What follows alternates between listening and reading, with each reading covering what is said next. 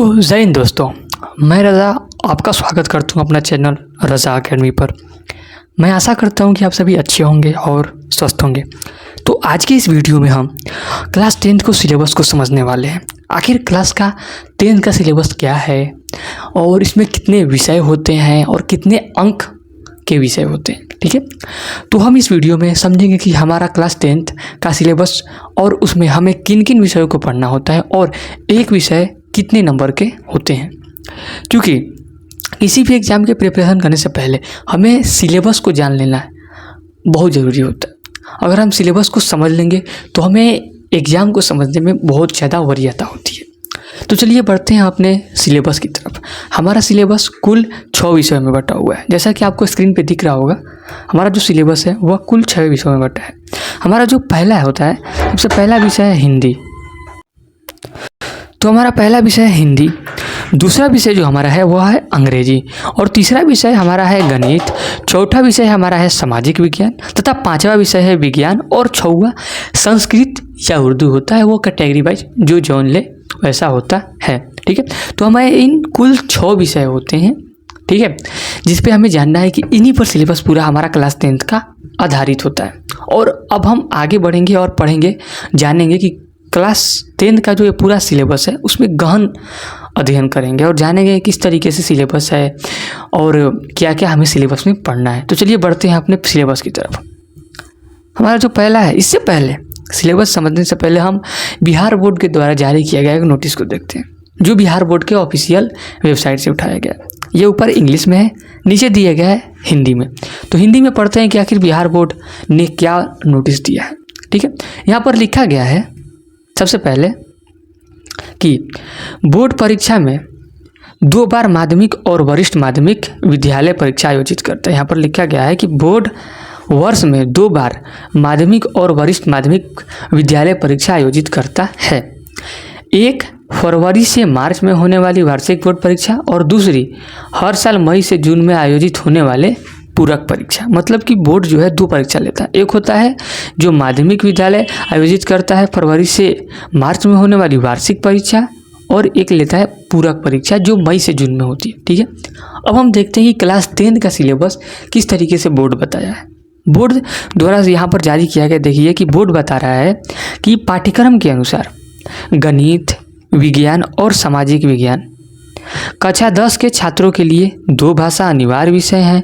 इसके अलावा भी एक वैकल्पिक विषय चुन सकते हैं, जो भाषा विषय का वैकल्पिक विषय हो सकता है।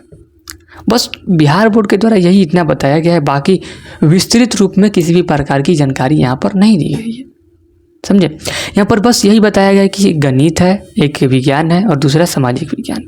और फिर ये बताया जा रहा है कि 2 भाषा विषय अनिवार्य विषय हैं और तीसरा में ये बताया जा रहा है कि एक वैकल्पिक विषय चुन सकते हैं। तो अगर आप क्लास 10th में वैकल्पिक विषय चुनते हैं तो होता है भाषा विषय में, देखिए सबसे पहला हमारा हिंदी और दूसरा संस्कृत या उर्दू लेना होता है। ठीक है, और वैकल्पिक विषय अगर आप लेना चाहते हैं तो ले सकते हैं। अब मेरे द्वारा डिजाइन किया गया सिलेबस को हम समझते हैं कि मैंने आखिर किस तरीके से क्लास 10th को सिलेबस के समझाने का प्रयास किया है। अगर आप इस सिलेबस को समझ जाते हैं तो आपके क्लास 10th में पढ़ने में बहुत मज़ा आएगा, क्योंकि अगर आप सिलेबस को समझे रहेंगे तो आप समझेंगे किस तरीके से हम पढ़ें और पढ़ाई में आपको आसानी होगी। तो देखिए हमारा जो सबसे पहला विषय हमने माना है हिंदी। ठीक है, हिंदी। अब यहाँ पर जो हिंदी है उसे मैंने 2 प्रकार में बांटा है, उसे हमने 2 टाइप में बांटा है हिंदी को। सबसे पहले इसमें मैंने बांटा, सबसे पहला बांटा संस्कृत और दूसरा उर्दू। ठीक है, तो जो बंदा अगर संस्कृत लेता है, ठीक है, जो संस्कृत लेता है उसे हिंदी कौन सा पढ़ना पड़ेगा, तो उसे गोधली।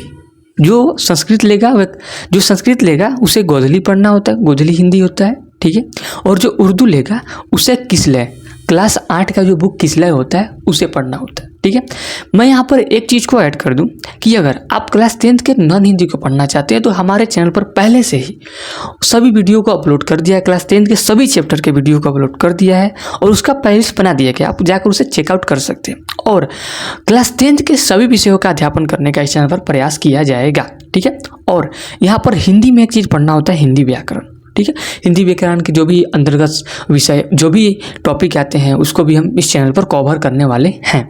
तो हिंदी में क्या पढ़ने वाले हैं, संस्कृत जो लेगा उसे गोदली, उर्दू जो लेगा उसे किसलय और हिंदी व्याकरण। ठीक है, अगला विषय हमारा है इंग्लिश। और मैं आपको ये बता दूं कि जो हिंदी है यह 100 नंबर का होता है। हमारा बोर्ड परीक्षा कुल 500 नंबर का होता है। ठीक है, और इसमें हिंदी 100 नंबर का होता है। हमारा दूसरा विषय है इंग्लिश।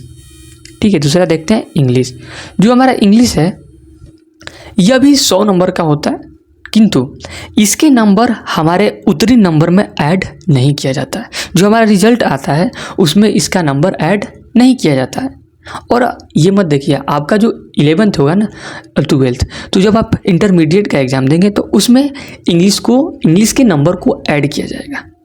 तो इसलिए आप क्लास 10 से ही अगर इंग्लिश पढ़ते हैं तो आपको अच्छा रहेगा। और इंग्लिश में हमें क्या क्या पढ़ना है, तो इंग्लिश में 2 बुक आती हैं। सबसे पहला बुक आता है पनोरमा पार्ट 2 और दूसरा बुक आता है इंग्लिश रीडर। सबसे पहला पनोरमा पार्ट 2 और दूसरा इंग्लिश रीडर पार्ट 2। ये दो बुक पढ़नी होती है। और तीसरा हमें पढ़ना होता है इंग्लिश ग्रामर। मतलब इंग्लिश में हमें कुल मिलाकर 3 चीज़ें पढ़नी है।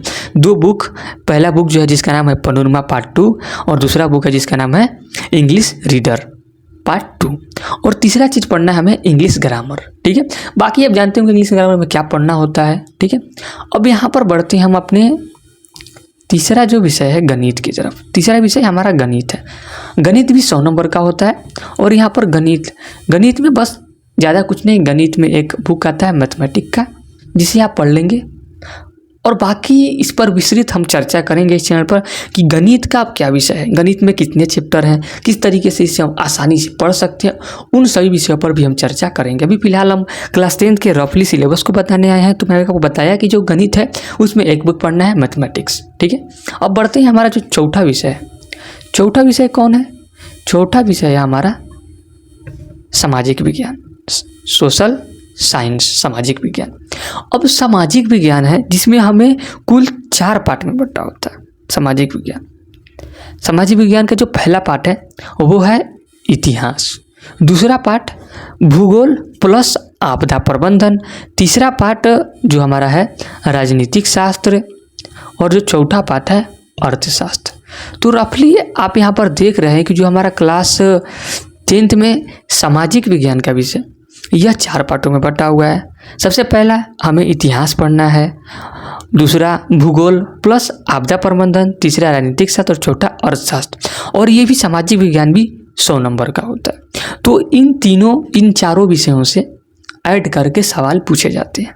ठीक है, तो सामाजिक विज्ञान को समझ गए। आगे बढ़ते हैं हम विज्ञान में। ठीक है, हमारा जो विज्ञान है तो विज्ञान में हम देखें कि विज्ञान में कुल 3 टॉपिक को पढ़ना होता है। एक होता है भौतिकी विज्ञान जिसे हम इंग्लिश में फिजिक्स कहते हैं, दूसरा रसायन विज्ञान जिसे इंग्लिश में केमिस्ट्री कहते हैं और तीसरा जीव विज्ञान जिसे इंग्लिश में बायोलॉजी कहते हैं।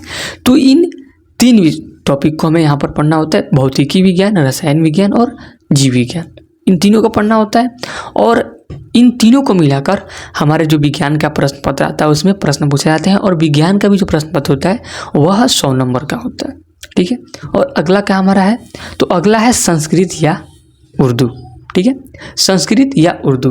मैं आपको बताया कि जो संस्कृत लेगा उसे गोधली पढ़ना होता है हिंदी में, और जो उर्दू लेगा उसे किसलय पढ़ना होता है। अब यहाँ पर संस्कृत और उर्दू पे चर्चा कर लेते हैं। और संस्कृत और उर्दू ये भी दोनों विषय 100 नंबर के होती हैं, समझे, संस्कृत और उर्दू। और इनमें से एक व्यक्ति को किसी एक ही विषय को लेना होता है, या तो संस्कृत लेगा और या तो उर्दू लेगा। ठीक है, तो जो संस्कृत लिया हुआ है उसे भी 2 किताब पढ़नी होती है संस्कृत वाले को। सबसे पहला जो किताब है पीयूषम है, दूसरा वेद, और तीसरा जो इसमें हमें टॉपिक पढ़ना होता है वो संस्कृत व्याकरण पढ़ना होता है, समझे। ये संस्कृत में हमें पढ़ना होता है। और उर्दू की बात कर ले तो उर्दू में भी किताब 2 पढ़नी होती है। उर्दू में 2 किताब पढ़नी होती है, जिसमें पहला जो किताब का नाम होता है वो होता है रोशनी और दूसरे किताब का नाम होता है दरख्सा। और इसमें भी उर्दू व्याकरण को हमें पढ़ना होता है, समझे।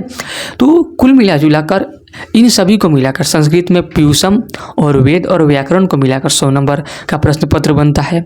और जो उर्दू लिया होता है उसे रोशनी प्लस दरख्सा की किताब है और उसके बाद व्याकरण को ऐड करके 100 नंबर बनता है।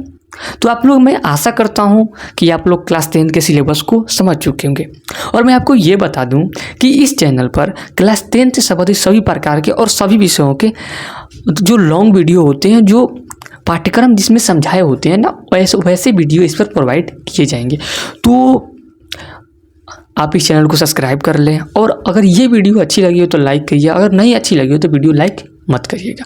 और अगर ये वीडियो नॉलेजेबल लगी हो तो किसी दोस्त के पास शेयर कर सकते हैं, तथा आप इस चैनल के विजिट करके जितने भी प्लेलिस्ट बना दिए गए हैं आपकी सहूलियत के लिए, आपके सिलेबस को समझने के लिए, आप उसे चेकआउट कर सकते हैं। धन्यवाद। जय हिंद।